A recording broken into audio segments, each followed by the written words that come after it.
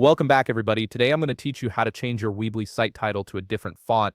This is a great way to customize your website's appearance and make your branding stand out exactly how you want it. Let's jump right in.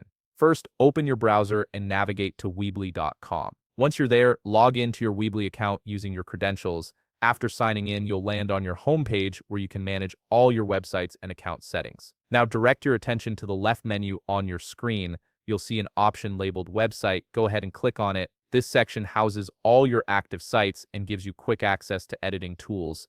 Under the website option, you'll find Edit Site. Click on that to proceed. If you have multiple websites under your account, you'll be presented with a list. Choose the website you want to edit by selecting it from the available options. Once you've made your selection, look over to the right side of the screen. There you'll see an Edit button.